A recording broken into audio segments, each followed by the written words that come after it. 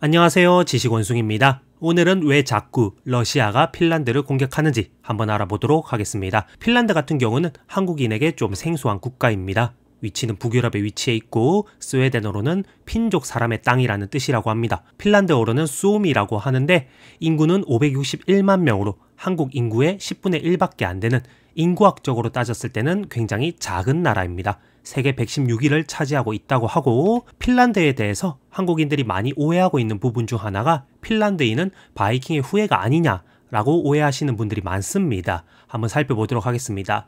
바이킹 같은 경우는 노르드어를 사용합니다. 그래서 덴마크, 노르웨이, 스웨덴, 아이슬란드 같은 국가들이 바이킹의 후예다 라고 생각해 주시면 좋을 것 같고, 핀란드인 같은 경우는 언어학적으로 보았을 때 노르드어를 사용하는 것이 아닌 피누그릭어라는 것을 사용한다고 합니다. 핀란드인은 핀족으로 이루어져 있는데 애초에 민족적으로 보았을 때도 핀족은 북아시아에서 유럽으로 간빙기 때 건너온 사람들이기 때문에 북게르만 계통인 바이킹과는 차이가 있다고 합니다. 바이킹 같은 경우는 탐험, 정복의 민족으로 잘 알려져 있고, 반면 핀란드인 같은 경우는 숲속에서 농경 생활을 했던 사람들입니다. 그래서 문화생활 양식도 많이 달랐다라는 점 알아주시면 좋을 것 같고, 1153년 스웨덴의 핀란드로의 십자군이 발생합니다. 에리크 9세가 핀란드를 침공하게 되고 기독교가 전파되게 되는데, 이때부터 핀란드는 스웨덴에게 600년간 지배당하게 됩니다. 그리고 500년이 흘러서 1618년 30년 전쟁이 발발하게 되는데, 이 30년 전쟁은 유럽 역사에 있어서 굉장히 중요한 전쟁입니다. 유럽 최초의 국제전쟁이라고 평가를 받고 있고 종교 전쟁이었는데, 카톨릭 세력, 그 당시 스페인 제국과 신성로마 제국으로 대표되는 카톨릭 세력과 반카톨릭 세력, 신교를 믿는 덴마크, 네덜란드, 스웨덴, 북부 독일 같은 북유럽 계통의 신교를 믿는 국가들 간의 종교 전쟁이었습니다. 프랑스 같은 경우는 종교적으로 구교를 믿고 있었지만, 카톨릭을 믿고 있었지만은 스페인과 사이가 좋지 않았기 때문에 신성로마 제국과도 사이가 그리 좋지 않았고, 그래서 프랑스는 신교 편을 들게 되고, 이 전쟁의 결과 네덜란드가 독립하게 됩니다. 이 네덜란드는 현대에까지 이어지고 있지 않습니까? 그래서 30년 전쟁은 아주 좀 의미가 깊은 전쟁이었다, 대전쟁이었다라는 점 알아주시면 좋을 것 같습니다. 자, 그럼 제가 이 30년 전쟁을 굳이 왜 초반에 언급하느냐? 이 전쟁으로 인해서 스웨덴이 주목받기 시작했기 때문입니다. 스웨덴이 핀란드의 역사에 있어서 빼놓을 수가 없거든요. 왜냐면은 600년간 핀란드를 지배했으니까 스웨덴에 대해서도 조금 알아야겠죠. 자, 30년 전쟁에서 스웨덴에서 크게 활약했던 사람이 바로 구스타프 2세 아돌프라는 사람입니다. 스웨덴 사람들은 구스타프 대왕이라고 부르기도 하고요. 대왕이라는 칭호를 붙일 만큼 스웨덴 역사에 있어서 굉장히 중요한 위치를 차지했던 왕이다라고 생각해 주시면 좋을 것 같습니다. 별명은 북방의 사자, 황금의 왕, 나폴레옹이 존경한 군사 천재, 유럽 세계의 근대식 군사 제도를 최초로 도입했던 사람이다라는 평가도 있는데, 최근 현대 학자들에 의해서는 그거는 맞지 않다라는 이야기가 있어서 제가 여기에 넣지는 않았고요. 어쨌든 러시아의 발트해 진출을 100년 이상 늦춘 업적이 있는 사람입니다. 그래서 스웨덴 입장에서는 아주 존경하는 사람이다라는 거 알아주시면 좋을 것 같고요. 그래서 이 30년 전쟁의 결과로 스웨덴은 강대국으로 부상하게 됩니다. 17세기 스웨덴은 발트의 대제국을 건설하게 되고, 그래서 북유럽의 패권 국가로 올라서게 됩니다. 그러면 스웨덴이 패권 국가가 될 때까지 옆에 있는 러시아는 대체 뭐하고 있었냐? 한번 살펴보도록 하겠습니다. 15세기 모스크바 대공국은 주변국을 정복하기 시작합니다. 원래 키예프 루스였다가 키예프 루스는 몽골 제국에 멸망당했고, 그리고 키예프 루스는 여러 가지 대공국으로 쪼개지게 되는데, 모스크바 대공국이 주도권을 잡고 주변국을 정복하기 시작합니다. 16세기에 들어서 이반 4세라는 인물이 나타나게 됩니다. 역사 좋아하시는 분들은 이반 4세 굉장히 잘 아실 겁니다. 좀 잔인했던 사람이거든요. 별명은 이반 뇌제, 폭군 이반이라고 하기도 하고, 이 사람이 그 유명한 명칭 차르, 지금도 쓰고 있지 않습니까? 푸틴한테 차르라고 조금 이름 붙이는 사람들도 굉장히 많습니다. 차르라는 호칭을 사용하기 시작한 왕이다. 모스크바 대공국을 루스 차르국으로 변경한 사람입니다. 지금 러시아 영토 보시면 극동아시아 끝까지 뻗어 있지 않습니까? 이 이반 4세 때 이제 러시아 모스크바 주변에서 동쪽으로 쭉 영토 확장을 하기 시작합니다. 그런 면에서 러시아 역사에 있어서 굉장히 중요한 인물이라고 할 수 있겠죠. 그런데 이반 4세가 사망하고 나서부터 러시아의 대공의 시대가 열리기 시작합니다. 이반 4세 사망 후 정치적 혼란이 발생하게 되고요. 이 짧은 시기에 여러 명의 차르가 빠르게 교체되기 시작합니다. 아무래도 러시아가 혼란하다 보니 주변국에서는 침입을 하게 되겠죠. 기회라 라고 생각하고 외세 침입을 엄청 받은 시기다 라고 알아주시면 좋을 것 같습니다. 그리고 아까 보여드렸던 구스타프 2세 스웨덴의 대왕이죠. 그죠? 이 사람이 이제 러시아가 약해진 틈을 타서 침략하게 됩니다. 잉그리아 지역을 침략하게 됐는데 잉그리아는 현재 상트페테르부르크 주변이라고 합니다. 그래서 거기에 있는 주요 무역 도시 노브고로드를 점령하게 되고 여기를 점령함으로써 러시아의 유일한 발트해 출구를 차단하는 업적을 달성하게 됩니다. 당연히 러시아 입장에서는 원수겠죠. 그죠? 100년 이상 역사가 늦춰져 버렸으니까 그 안 좋은 시기에 바로 이 사람이 등장하게 됩니다. 표트르 1세. 이걸 교과서에서 많이 보셨을 겁니다. 러시아의 서구화를 이끈 인물이고 러시아 제국의 초대 황제입니다. 이 표트르 1세가 있었기 때문에 지금의 러시아가 있을 수 있다. 라는 점. 그래서 그 당시 서유럽에 비해서 러시아가 굉장히 많이 뒤떨어짐을 체감한 사람입니다. 여러 분야에서 정치, 경제, 과학 여러 가지 면에서 뒤떨어짐을 체감해서 급격하게 서구 문물을 받아들이기 시작하고 러시아를 서구화시키는데 성공을 합니다. 그래서 그렇게 신장된 국력을 바탕으로 해서 스웨덴을 격파하고 발트 함대를 창설해서 발트해에서 러시아의 영향력을 널리 펼친 인물입니다. 지금은 스웨덴이 그렇게 강력하거나 영향력 있는 국가는 아니지만 17세기까지만 해도 스웨덴은 발트해 제국을 건설했을 만큼 굉장히 영향력이 강한 국가였고 유럽에서도 강대국 취급을 당했던 국가입니다. 근데 당연히 주변에 있는 국가 입장에서는 옆나라 국가가 너무 세지면은 좀 많이 불편하겠죠. 그죠? 한국 입장에서도 생각해 봅시다. 중국이 자꾸 세력이 강해지고 경제력이 강해지고 팽창할수록 한국 사람들이 불안감을 느끼지 않습니까? 마찬가지입니다. 러시아도 스웨덴의 세력 팽창에 두려움을 많이 느꼈다는 것이죠. 그래서 러시아는 친구들을 불러 모읍니다. 덴마크와 폴란드를 꼬드겨서 반스웨덴 동맹을 만듭니다. 스웨덴을 좀 견제하자는 거죠. 반스웨덴 동맹은 대북방 전쟁을 일으키게 되는데 초기에는 스웨덴군이 우세했습니다. 아무래도 조금 더 발전되어 있던 국가였으니까. 하지만 러시아 본토로 진격을 하게 되는데 러시아 역사상 가장 뛰어난 지휘관, 가장 뛰어난 장군은 바로 동장군입니다. 추위라는 것이죠. 러시아가 이 전략 원툴이긴 한데 아직 이 전략을 깨트린 국가가 한 국가도 없습니다. 굳이 따지자면 몽골이라고 할 수 있는데 일단 몽골은 번외로 제외하고 겨울 믿고 우주 방어 전략을 채택합니다. 이거 나폴레옹도 극복 못했고 스웨덴도 극복 못했고 독일도 극복 못했죠. 그죠? 그래서 이제 추위를 통해서 우주 방어를 하다가 반격을 하기 시작하게 되고 그 물량 공세에 이제 감당할 수 없었던 스웨덴은 밀리기 시작합니다. 그래서 러시아가 지금 그때 스웨덴령이었죠. 스웨덴이 통치하고 있던 핀란드 지역을 초토화시키게 됩니다. 그래서 결국에는 니스타드 조약을 1721년 체결하게 되는데 스웨덴은 전쟁을 포기하게 되고요. 그 전쟁을 포기한 대가로서 러시아의 핀란드 남동부를 넘겨주게 됩니다. 이 전쟁으로 인해서 이 조약으로 인해서 스웨덴은 강대국 지위를 상실하게 되고요. 반대로 러시아는 1721년 러시아 제국을 선포하게 됩니다. 아까 말씀드렸던 표트르 1세 그 사람이 러시아 제국의 초대 황제로 올라서게 되고 이 러시아 제국은 1917년 공산주의 혁명까지 존속하게 됩니다. 드디어 러시아가 꿈에 그리던 100년 이상 늦춰져 왔던 발트해 진출에 성공하게 되고요. 스웨덴이 강대국에서 내려오고 러시아가 유럽의 강대국으로 급부상하게 됩니다. 프랑스가 조금 약화되어 있었던 시기 바로 이 사람이 등장하는데 바로 그 유명한 나폴레옹 보나파르트입니다. 내 사전에 불가능은 없다 라고 이야기했고 알프스 산맥을 넘어 그 당시 유럽의 강대국이었던 오스트리아를 침공하죠. 그렇게 유명한 인물인데 프랑스 제1제국 초대 황제로서 프랑스가 유럽의 패권국으로 등장하기 시작합니다. 그리고 여기서 굉장히 중요한 부분이 유럽의 자유주의 이념이 이 나폴레옹 때문에 전파되기 시작했다는 것이죠. 그래서 1807년에 러시아와 프랑스는 동맹을 맺습니다. 바로 틸지트 조약이라는 것을 체결하게 되는데 여기 왼쪽 사진 보시면은 나폴레옹과 알렉산드르 1세의 사진입니다.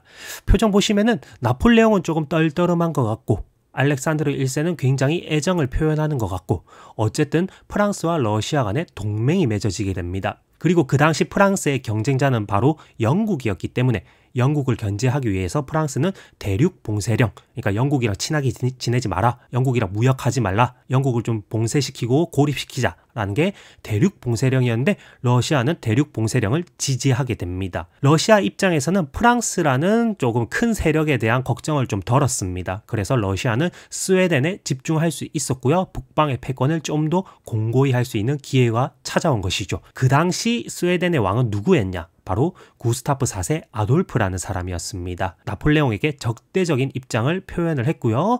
대륙 봉쇄령을 무시하고 영국과 교류를 계속 진행합니다. 이 왕은 핀란드를 통치한 마지막 스웨덴 왕으로 남게 되었고 대륙 봉쇄령을 무시하다 보니까 당연히 프랑스 입장에서는 좀 손을 봐줄 필요성이 있었습니다. 그리고 마찬가지로 러시아 입장에서는 스웨덴을 좀 더 누르고 자기의 영향력을 발트해에 좀 더 넓히고 싶었죠. 그 이해관계가 아주 잘 맞았던 것입니다. 그래서 러시아는 1808년 핀란드 전쟁을 일으키게 됩니다. 그 당시만 해도 핀란드 남동부를 러시아한테 넘겨주기는 했지만은 핀란드 전체 지역은 스웨덴이 지배하고 있었습니다. 그래서 러시아는 스웨덴령 핀란드를 침공하게 되었고 이 전쟁의 결과 스웨덴은 패배하게 됩니다. 그래서 프레데릭스함 조약이라는 조약이 체결되게 되는데 이 조약으로 인해서 드디어 러시아가 핀란드를 직접 지배하기 시작합니다. 지금 왼쪽에 보이시는 이 사진이 프레데릭스함 조약의 마지막 페이지라고 합니다. 이 조약으로 인해서 핀란드 대공국이 설립되게 되고 근데 핀란드 대공국이 설립됐다고 해서 핀란드가 뭐 독립하게 되었다, 뭐 자주국가가 되었다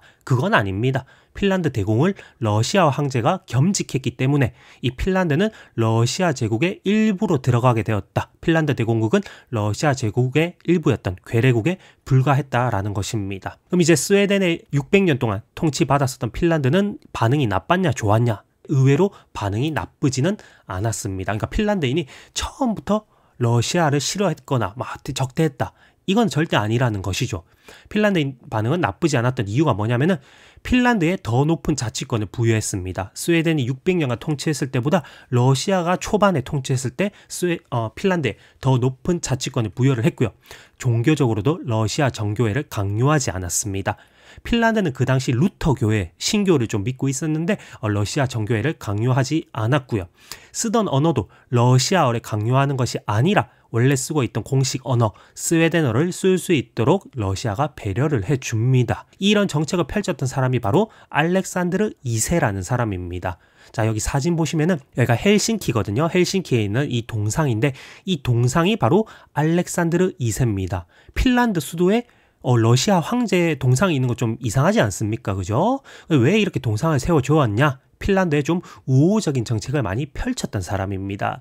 자유주의적 개혁 정책을 실시를 했고요. 1861년에는 러시아 농노를 해방을 했고 핀란드에 우호적이었기 때문에 핀란드에 많은 투자를 진행을 했고 그 때문에 핀란드는 꽤 많은 발전을 이룩하게 됩니다. 그래서 이 알렉산드르 2세가 했던 정책 중에 하나가 바로 1852년 헬싱키 대성당 건설입니다. 자, 원래 핀란드의 수도 지금은 헬싱키지 않습니까? 근데 과거 핀란드의 수도는 투르쿠라는 지역이었습니다. 근데 투르쿠에서 이제 큰 화재가 나자 수도를 헬싱키, 좀 더 러시아에 가까운 쪽으로 옮기게 되었고요. 헬싱키에 아까 말씀드렸다시피 대대적인 투자를 진행하게 됩니다. 그래서 핀란드의 환심을 얻기 위해 성당을 건설하게 되는데 아까 보셨다시피 이 동상 뒤에 뭔가 돔 형태의 성당 하나, 건물 하나 있지 않습니까? 이게 바로 헬싱키 대성당입니다. 동상을 이거 철거해야 되냐 말아야 되냐 뭐 핀란드 민족주의자 사이에서도 조금 논란이 많았다고 합니다. 어쨌든 핀란드를 발전시키긴 했지만은 우리를 지배했던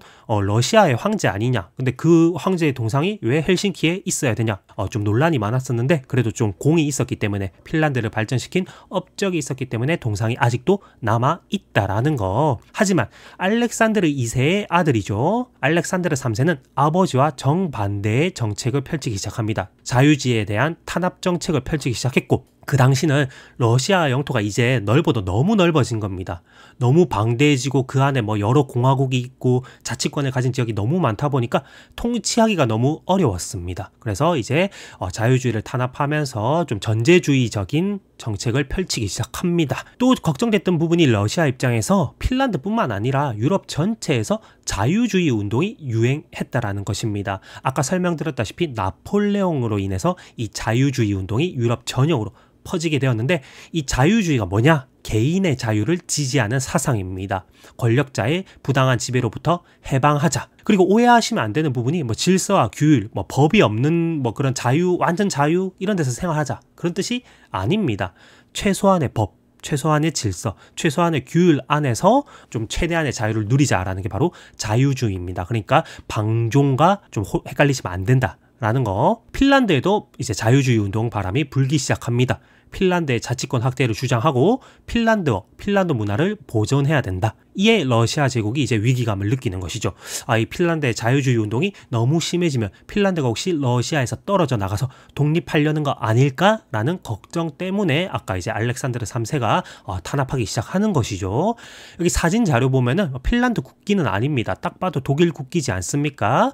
어쨌든 유럽 전역에서 이런 자유주의 운동이 바람이 불었다라는 것을 말씀드리고 싶었습니다. 자, 알렉산드르 3세에 이어서 이제 니콜라이 2세라는 사람이 좀 더 핀란드의 강도 높은 탄압을 하기 시작하는데 핀란드어 금지, 러시아어 강제, 핀란드 군대를 해산하기도 했고 자치군대에 해산해버렸고, 자, 가장 결정적으로 그 당시 핀란드 사람들이 러시아에 대해서 적대감을 크게 뿜어냈던 것이 바로 징병제입니다. 징병제. 자, 여러분들 군대 가시는 거 좋아하십니까? 당연히 좋아하지 않죠. 저도 군대 갔다 왔지만은 사실 좋아서 군대 간 거는 아닙니다. 지금 사실 우크라이나 전쟁만 보더라도 우크라이나 사람들 지금 뭐 징병되기 싫어서 외국으로 도망가고, 러시아 남자들도 징병되기 싫어서 외국으로 도망가고 문제가 많지 않습니까? 이 당시 핀란드 사람들도 마찬가지였습니다. 핀란드의 독립 열망이 아주 커지게 되는 것이죠. 근데 당장 독립할 수는 없었겠죠. 그때 러시아의 힘이 원체 강했으니까. 그래서 조금 100년 정도 탄압받을 수밖에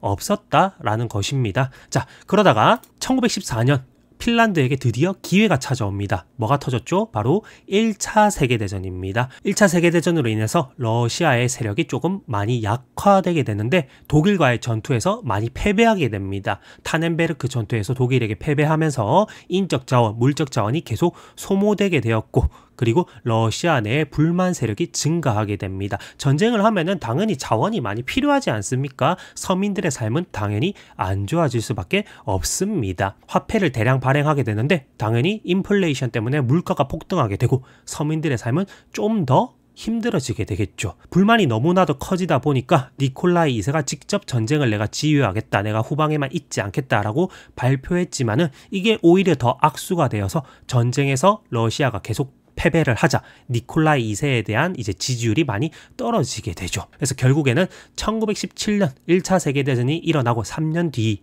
1917년에 2월 혁명이 발생하게 됩니다. 이거는 우리가 아는 그 러시아 혁명과 다르게 공산혁명이 아닙니다. 페트로그라드 노동자, 페트로그라드가 어디냐면은 상트페테르부르크의 옛날 지역 이름입니다. 여기에서 대규모 노동자 시위가 발생하게 되고요.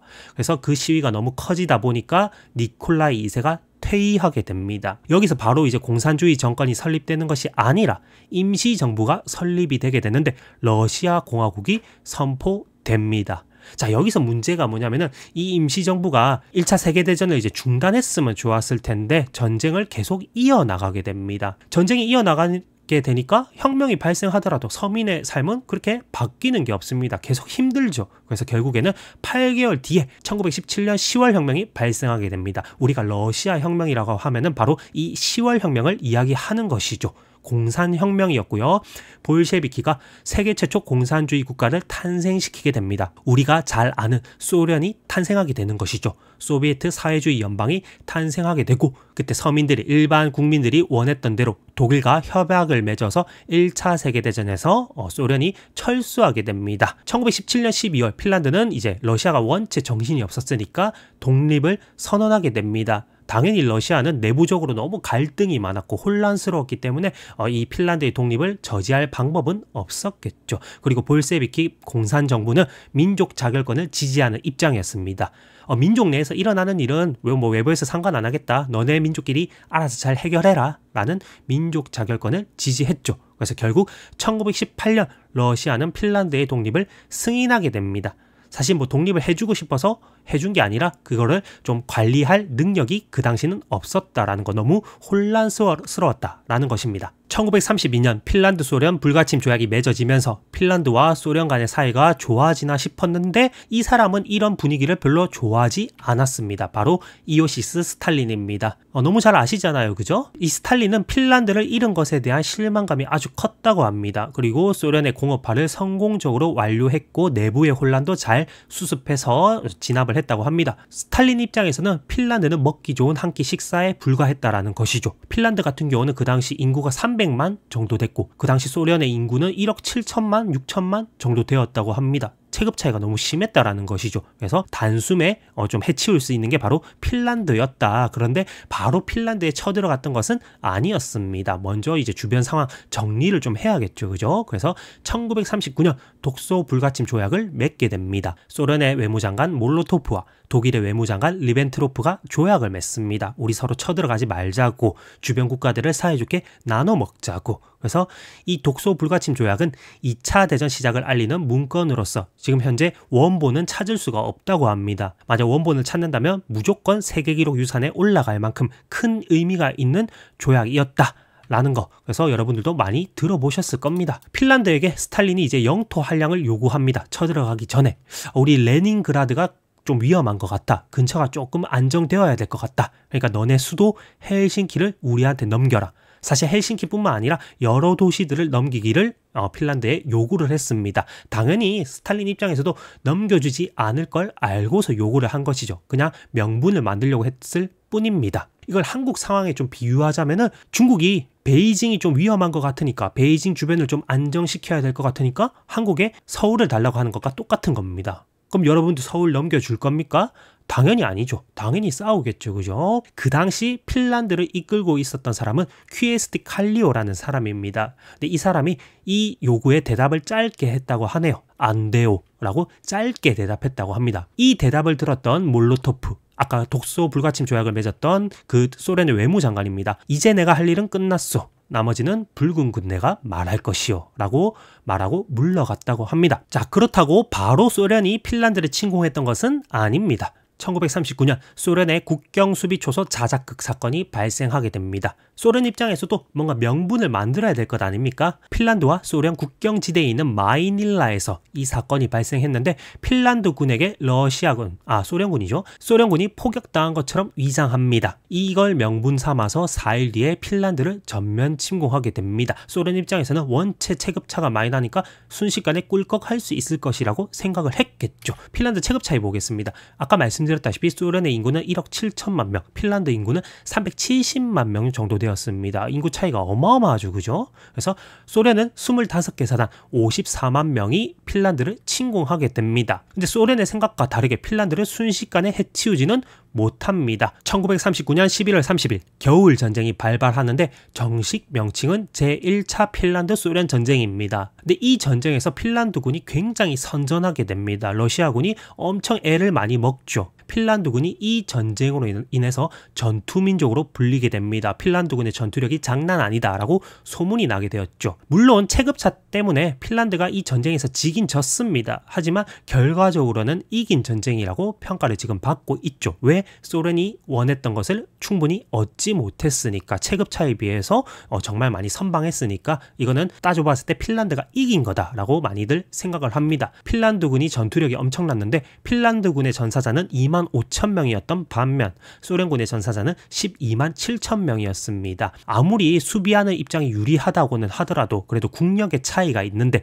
핀란드군이 굉장히 선방한 것이죠. 그래서 핀란드를 무시하다가 소련이 망신당합니다. 자, 이 핀란드 전쟁이 왜 이렇게 좀 의미가 있고 많이 지금까지도 회자가 되고 있냐면은 바로 이 사람한테도 큰 영향을 주었기 때문입니다. 이 겨울 전쟁에서 소련이 이제 개망신 당했지 않습니까? 독일이 이 모습을 지켜보면서 소련을 굉장히 만만하게 봅니다. 와, 소련은 진짜 못 싸운다. 소련 정도는 우리가 덤비면 금방 해치우겠는데? 라고 생각하는 것이죠. 서유럽을 정리하면은 소련도 내가 정리할 수 있겠다라고 히틀러가 생각을 하게 됩니다. 소련이 완전 밉보이게 된 것이죠. 1940년 4월 독일은 노르웨이를 침공합니다. 바로 소련을 침공한 건 아니죠. 서유럽이라든지 북유럽을 조금 안정화시켰어야 됐거든요. 북유럽 국가들은 그 당시만 해도 중립국 행세를 했습니다. 우리 중립국이다, 끼어들지 않겠다. 하지만 1914년에 일어났던 1차 세계대전 때 중립국인 척하면서 독일을 많이 도와줍니다. 북유럽 국가들이. 영국이랑 프랑스가 그 모습을 이제 탐탁치 않아 했고 영국은 이제 노르웨이를 침공하게 됩니다.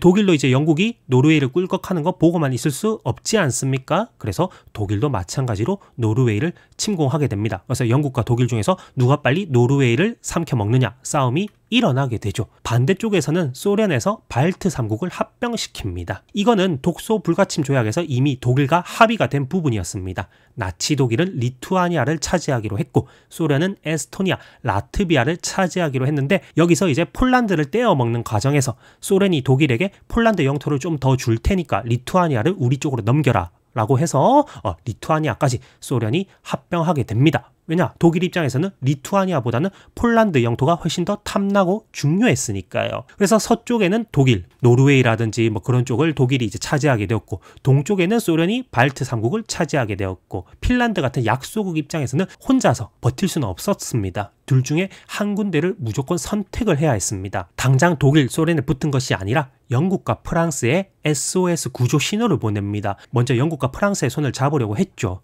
자, 근데 서유럽 입장에서 생각해 봅시다. 서유럽 입장에서는 핀란드가 그렇게 중요한 나라가 아닙니다. 영국과 프랑스 입장에서는 어떻게든 독일을 짓밟아야 되는데 그러면 이제 강력한 동맹국이 필요하지 않겠습니까? 당연히 핀란드보다는 소련이라는 강대국이 영국, 프랑스 입장에서는 필요했던 것이죠. 그래서 서유럽은 소련이랑 붙어 먹습니다. 핀란드를 무시하고. 그럼 핀란드는 선택권이 남은 것은 하나밖에 없었다. 소련이랑 뭐 손을 잡을 수는 없었죠. 전쟁을 했던 사이고 사이가 안 좋으니까. 그래서 어쩔 수 없이 악마와 손잡을 수밖에 없었다. 여기서 말하는 악마는 바로 히틀러겠죠. 그죠? 독일의 손을 잡습니다. 핀란드가. 그래서 독일은 겨울 전쟁에서 소련군이 굉장히 약하다, 형편없다라고 판단을 해서 1941년 6월 바르바로사 작전을 시행하게 됩니다. 나치 독일의 소련 침공 작전으로서 독서 전쟁의 시작이었습니다. 가장 많은 병력을 동원한 단일 군사 작전으로 평가되고 있고요. 1941년 2차 세계대전에 소련이 참전하게 됩니다. 핀란드는 당시 이제 겨울 전쟁에서 영토의 11%를 상실하게 됩니다. 잘 싸우기는 했지만은 선전하긴 했지만은 어쨌든 전쟁에서 지긴 졌습니다. 그래서 영토의 11%를 뺏겼고 당연히 되찾아야 된다라고 핀란드 국민들은 생각을 했겠죠. 1941년 6월 25일 계속 전쟁이 시작됩니다. 이름이 계속전쟁입니다. 전쟁 이름 자체가. 소련이 핀란드 18개 도시를 폭격을 하게 됩니다. 그래서 핀란드도 본격적으로 전쟁에 참여하게 되고요. 겨울 전쟁의 후속편이기 때문에 계속전쟁이라고 불립니다. 근데 이 계속전쟁에서 핀란드가 승리하지는 당연히 못했겠죠. 우리는 역사를 이미 알고 있지 않습니까? 2차 세계대전이 누가 이겼는지. 에밀 만네르헤임이라는 인물이 핀란드에 등장하게 됩니다. 미국이 참전하게 되고 독일이 이제 전쟁에서 불리한 상황이 되자 핀란드도 살 길을 찾아야 되지 않겠습니까? 이 사람이 핀란드의 제6대 대통령인데 영토의 10%를 소련에게 할량하는 조건으로 1944년 소련과 평화조약을 맺습니다. 자, 이 사람이 그래도 꽤 긍정적으로 핀란드에서 평가를 받는 부분이 최악의 결과는 이 사람 덕분에 피하게 됩니다. 만네르헤임이 외교력을 발휘해서 핀란드는 독립을 유지하게 됩니다. 아니 이거 우리가 영국과 프랑스랑 원래 손잡으려고 했다. 근데 너네가 거절한 거 아니냐. 그럼 우리는 뭐 어떡하냐. 소련이랑 손잡을 수도 없는데 당연히 독일을 선택할 수밖에 없었다. 너네 탓도 있다. 라고 외교력을 발휘하는 거죠. 근데 논리적으로 보면 틀린 말이 아닙니다. 영국, 프랑스 입장에서도 할 말은 없죠. 그죠? 그래서 핀란드는 독립을 유지할 수 있게 되고요. 소련 입장에서는 핀란드를 공산화시키지 못했고 공산주의가 북유럽에 뻗어나가는 거에 이제 걸림돌이 되었죠. 핀란드는 자본주의 체제를 유지할 수 있었고 그 덕분에 주변에 있는 동유럽 국가들에 비해서 2배 이상 잘 사는 국가가 지금 되어 있습니다. 러시아 입장에서는 굉장히 자존심 상하는 일이죠. 국가 체급 차이가 핀란드와 소련 워낙 컸습니다. 그럼에도 불구하고 핀란드를 이제 제대로 차지하지 못했고 핀란드는 현재 발트해 진출에 큰 장애물이 되고 있고 이 덕분에 이것 때문에 북유럽을 공산화시키지 못했다라는 것이죠. 러시아가 핀란드를 제대로 차지하지는 못했지만 여전히 러시아에게 있어서 핀란드는 굉장히 중요한 국가인데 핀란드의 지정학적 가치가 굉장히 높습니다. 현재 러시아와 1340km라는 어마어마하게 긴 국경을 공유하고 있습니다. 그리고 핀란드는 발트해 진출의 길목에 위치해 있기 때문에 발트해를 통해서 서유럽으로 진입하는 그 길목을 막아서고 있습니다. 러시아 입장에서는 반드시 핀란드를 차지해야 발트해를 통해 서유럽으로 진출을 할 수가 있는 것이죠. 하지만 2023년 핀란드는 나토에 가입하게 됩니다. 2022년 러시아가 우크라이나를 침공하자 핀란드 내에서 안보 이슈가 굉장히 떠오르게 되었고 지금 현재 러시아와 가장 긴 국경을 공유하고 있는 국가가 바로 핀란드이기 때문에 핀란드는 중립국으로선 이제 더 이상 주권을 지킬 수 없다. 체급 차이가 너무 많이 난다. 과거와 달리 지킬 수 없을 것 같다라고 판단이 들어서 나토에 가입하게 됩니다. 핀란드의 나토 가입으로 인해서 러시아의 근접 외교 정책은 큰 타격을 받습니다. 근접 외교 정책이 뭐냐? 근접국을 친러 국가로 만드는 정책, 친러시아 정권을 많이 만드는 정책입니다. 동유럽, 중앙아시아, 발트해, 코카서스 이런 지역에서 이제 친러 국가를 많이 만들자. 그래서 근접 국가를 완충지대로 만들자라는 것이 근접 외교 정책인데 국경을 가장 길게 맞닿아 있는 핀란드가 나토 가입을 함으로써 근접 외교 정책이 많이 타격을 받게 되죠. 또 하나 푸틴 입장에서 이제 걱정되는 부분이 바로 칼리닝그라드라는 지역입니다. 자, 칼리닝그라드가 좀 많이 생소하실 건데 보시면은 리투아니아와 폴란드 사이에 위치해 있는 조그만 러시아의 외곽 영토입니다. 발트해의 해상무역 관문으로서 나토 국가를 위협하는 전진 최전방 미사일 기지 역할을 하고 있는 이 지역인데 이 지역도 이제 핀란드가 나토에 가입함으로써 가는 길이 많이 험해졌다라는 것이죠. 그래서 만약 이 지역을 나토에 뺏긴다면은 이제 서유럽에 좀 더 영향력을 펼치기가 어려워지겠죠. 또 문제가 되는 부분이 바로 북극입니다. 북극. 요새 이제 지구온난화가 워낙 심하지 않습니까? 이번 여름 정말 더웠지 않습니까? 북극도 러시아가 차지해야 되는데 이 부분에 있어서도 걸림돌이 될 수 있다는 것입니다. 북극에 천연자원 쟁탈전이 이루어지고 있는데 북극권에는 캐나다, 미국, 덴마크, 노르웨이, 러시아 같은 국가들이 북극을 놓고 치열하게 싸우고 있습니다. 노르웨이 북극 유전에서 석유 많이 나오는 거 알지 않습니까? 그래서 북유럽 국가 중에서 노르웨이가 가장 잘 사는 국가입니다. 그래서 노르웨이 입장에서도 이 북극의 석유를 포기할 수는 없다라는 것입니다. 그래서 이 노르웨이를 견제하기 위해서는 반드시 러시아가 핀란드를 차지해야 되는데 핀란드가 나토 가입을 함으로써 이 북극 경쟁에 있어서도 조금 러시아가 불편해진 부분이 있다라는 것입니다. 그래서 자꾸 러시아는 핀란드를 좀 위협할 수밖에 없다라는 것이죠. 그래서 러시아 주변에 중립국이 사라졌다라는 거. 그래서 2차 세계대전 끝나자마자 핀란드와 스웨덴이 나토에 가입했던 것은 아닙니다. 핀란드와 스웨덴은 중립국을 선언을 했기 때문에 그래서 러시아 입장에서 조금 안심할 수 있는 국가였지만은 2022년 우크라이나 전쟁으로 인해서 핀란드는 나토를 가입하게 됩니다. 그래서 러시아 주변에 이제 중립국이 사라져버리고 나토라는 적으로 둘러싸여버리게 된 것이죠. 러시아는 이걸 두고 볼 수 없겠죠, 당연히.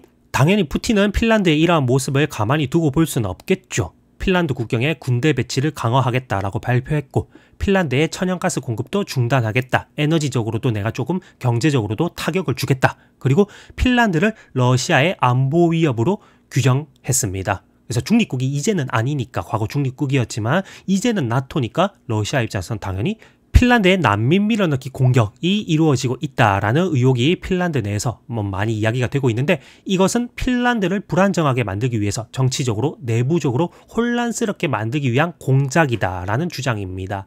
핀란드의 나토 가입 이후에 난민의 숫자가 급증하고 있는데 이는 핀란드를 향한 러시아의 정치적 압박이다라고 핀란드는 해석하고 있습니다.